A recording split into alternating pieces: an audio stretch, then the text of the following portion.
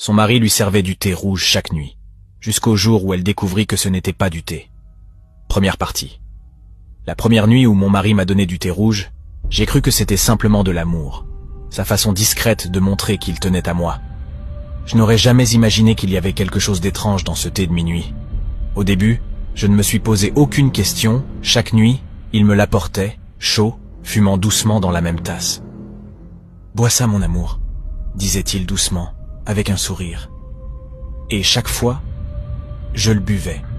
Ce thé n'avait presque aucun goût.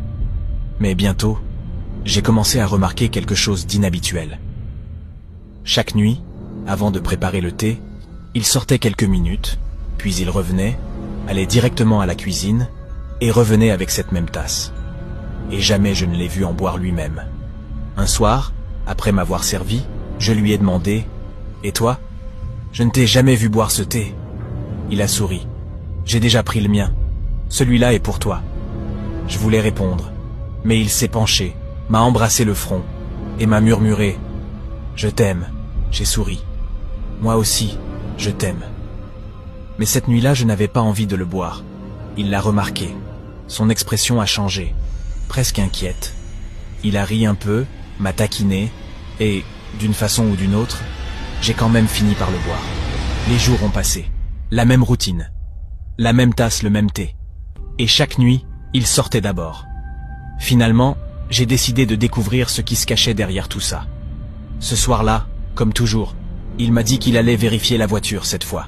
Je l'ai suivi discrètement. Il est allé vers l'arrière-cour, jetant des coups d'œil derrière lui pour s'assurer que personne ne le regardait. Puis il s'est penché derrière l'abri de jardin. Mon cœur battait à tout rompre. Je me suis avancé, retenant mon souffle. Je l'ai vu tendre la main en avant, comme s'il recevait quelque chose de quelqu'un.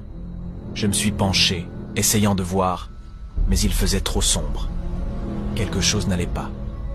Un instant plus tard, il a commencé à se relever, et je suis rentré vite à l'intérieur, faisant semblant de regarder un film.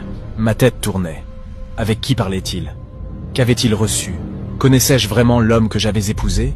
J'ai essayé de me calmer, mais une petite voix murmurait « Tu dois découvrir la vérité ». Quand il est enfin rentré et m'a vu, il a glissé sa main dans sa poche très rapidement. C'est là que j'ai compris. Il cachait quelque chose. Il a esquissé un sourire. « Oh chérie, je te rejoins dans un instant pour regarder le film. Il a l'air intéressant. » Je n'ai rien répondu, il est allé directement dans la cuisine. Quelques minutes plus tard, il est revenu avec la même tasse, le même thé rouge.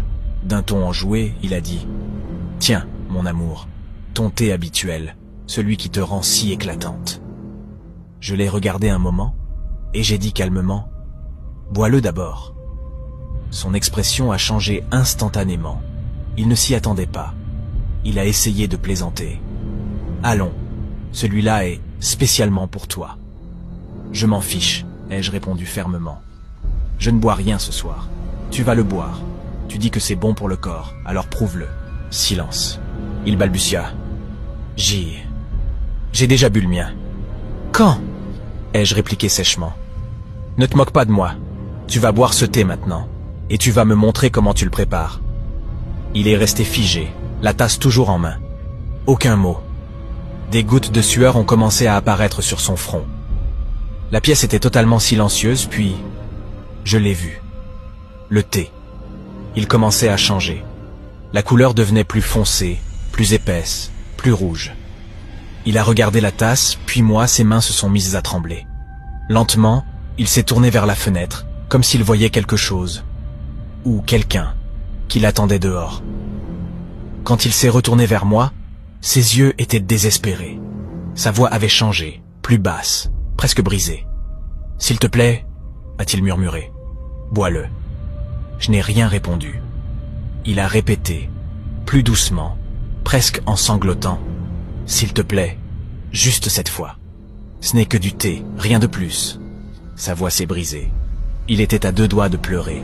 Je suis resté sans voix. Je ne savais plus si je devais lui faire confiance ou m'enfuir.